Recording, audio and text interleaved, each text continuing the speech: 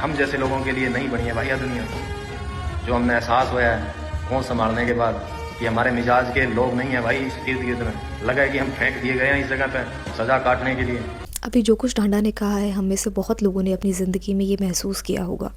It is the experience of realising that your मिजाज, your temperament and your way of seeing the world does not fit the society you are born into. हम में से बहुत लोगों ने ये महसूस किया है अपने घरों में, अपने स्कूल कॉलेजेस में, सोसाइटी में, फ्रेंड सर्कल में, कि हमें एलियनेटेड सा फील होने लगता है। हमारे आसपास के लोगों से हमारी सोच मिलना बंद हो जाती है।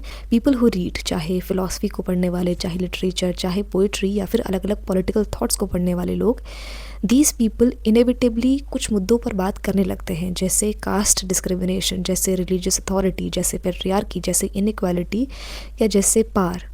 और इसी वजह से दे आर लेबल्ड, उनको आप बोलेंगे anti religious, anti national, too political, बदतमीज़, या फिर as someone who is trying to break the society और trying to break the families. अच्छा, यहाँ एक बात जो इम्पॉर्टेंट है and I want to say it clearly, कि इंटेलेक्चुअल अवेयरनेस हमेशा फॉर्मल एजुकेशन या सिर्फ एकेडमिक रीडिंग से ही आए ऐसा ज़रूरी नहीं है।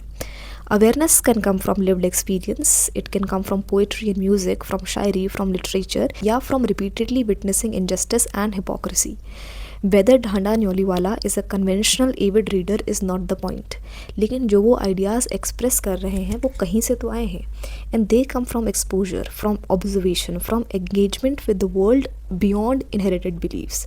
और अगर आपने इनहेरिटेड बिलीफ से आगे जाके आप एंगेजमेंट करेंगे तो it will always lead to friction. Reading जब भी एक आदमी की ज़िंदगी में आती है तो वो दो चीज़ें करती है। पहला, it makes you a better human being.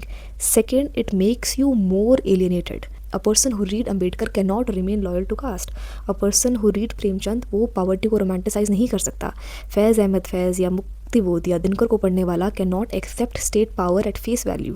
A reader of feminist thought can not see patriarchy as natural. This is why society loves education but only up to a point. बच्चों को एनकरेज करेंगे पढ़ने के लिए so that they can earn, they can produce, innovate and serve the existing systems.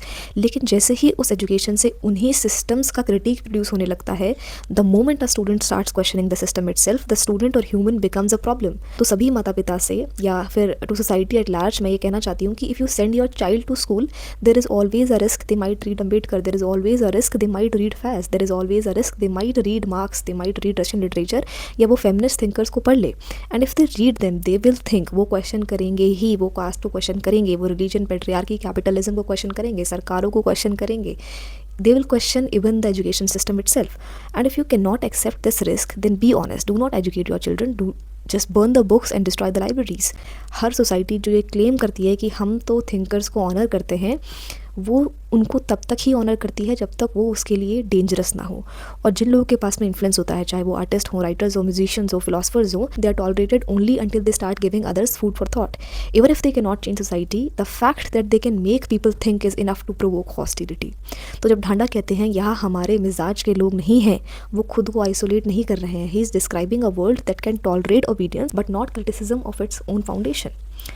Alienation then is not failure, it is the cost of consciousness, it is cost of what happens when you refuse to live on borrowed beliefs. Before I end, I want to add something जो मेरे original pointers का part नहीं था.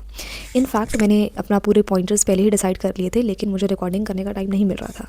तो ये जो additional thought है ये शाम को ही आया जब मैं अपने भाई से बात कर रही थी इस पूरे इशू के बारे में. तो वो conversation it unsettled me enough कि मुझे लगा कि मुझे ये बात भी आप लोगों के सामने रखनी चाहिए for you to decide on it. तो मैं हरियाणा से हूँ but I do not actively listen to Haryanvi songs, लेकिन मेरा छोटा भाई सुनता है. तो शाम में हम दोनों इस पॉलिटिक्स के बारे में और ये पूरा इशू डिस्कस कर रहे थे surrounding artist like Dhanda Nyoliwala. And he asked me a deceptively simple question. He asked me, do you know this person's real name? And I realised I did not. I mean I knew him by his caste identity and by the region he comes from, पर मुझे उसका असली नाम नहीं पता था. तो फिर मेरे भाई ने पूछा, why do you know his cast but not his name? That question stopped me. He asked, if someone is fundamentally so critical of caste, if they oppose caste hierarchies and the violence of the caste system, then why is caste made such a central marker of his identity? वो batch की तरह क्यों use होता है? Something repeatedly foregrounded rather than dismantled. And I want to be very clear here, ये जो question है it is not coming from a place of hostility, mockery या ऑफेंस। मैं किसी भी इंडिविजुअल या किसी भी कम्युनिटी पर अटैक नहीं कर रही हूँ। It is a philosophical and political question, one that arises within anti caste thinking itself. अगर कास्ट प्रॉब्लम है then why does it continue to function as a primary introduction? Why do we remember people by their caste before their names?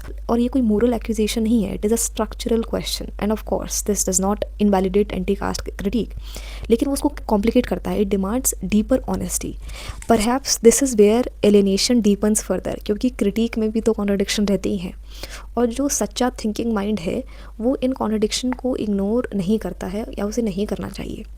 तो जब भी हम alienation की बात करते हैं, जब भी हम इस फीलिंग की बात करते हैं कि हम यहाँ फेंक दिए गए हैं, it is not only because society rejects critical voices. कभी कभी वही फ्री थिंकिंग हमें भी अनकंफर्टेबल क्वेश्चंस फेस करने के लिए कहती है, and within our own positions.